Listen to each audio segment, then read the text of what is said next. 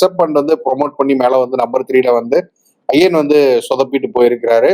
ரிஷப் பண்ட்டுக்கு இது வந்து ரொம்ப டிசப்பாயிண்டடான சீசன் தான். ஆஸ் அ கேப்டனா, ஆஸ் அ பேட்டரா அவரோட கான்பிடன்ஸே வந்து கொஸ்டினபிள் ஆக்குற ஒரு சீசனா தான் இருந்துச்சு.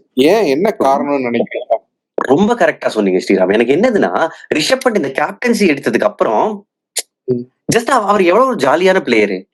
அவரு டெஸ்ட் மேட்ச் எல்லாம் ஜெயிச்சு கொடுப்பாரு. அசால்ட்டா நம்பவே முடியாது. கடைசி நாள் இந்தியா 350 சேஸ் பண்ற டெஸ்ட் மேட்ச் ரிஷப் பண்ட் இல்லைன்னா இந்தியா போயிருக்குமா அந்த டார்கெட்டுக்கு?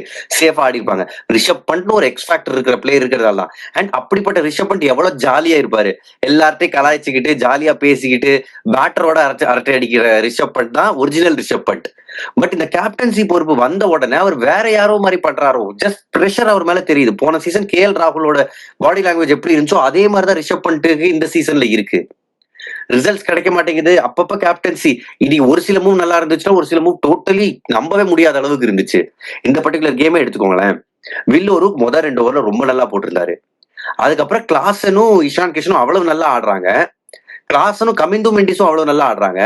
வில்லோரு மேட்ச் முடிஞ்ச உடனே வராரு போலிங் போடுறதுக்கு. அதுக்கப்புறம் இதுக்கு நடுவுல ஷார்துல் டாக்கூர் 4 ஓவர் போட்டு முடிச்சாச்சு. அதுக்கப்புறம் இன்னொருத்தரும் யாரோ 3-4 ஓவர் போட்டிருந்தாங்க. வில்லோருக்கு தான் உங்களுக்கு அவ்வளவு நேரம் பெஸ்டா போலிங் போட்டது. அவரை கண்ணிலேயே காட்டல. லாஸ்ட்ல மேட்ச் முடிஞ்சதுக்கு அப்புறம் எடுத்துட்டு வராரு ஸ்ரீராம். அது டோட்டலி மிஸ்ஃபயர் ஆன மூவ். அதுக்கப்புறம் வந்து இஷான் கிஷனும் இவரும் ஆடிக்கிட்டு இருக்கிறப்போ, கிளாசனும் ஆடிக்கிட்டு இருக்கிறப்போ ரவி பிஷ்னாய்க்கு போவே இல்லை. ஒரு ஓவர்ல 26 ரன் கொடுத்தாரு. பட் அடிச்சது ஃபுல்லா அபிஷேக் சர்மா தான் 4 6. எதுக்கு? அதுக்காக அவர் அவுட் ஆனதுக்கு அப்புறம் ஒரு ஓவர் கொடுக்கணும்ல, உங்களை லீட் ஸ்பின்னருக்கு கொடுக்கணும்ல, அது கொடுக்கவே இல்லை.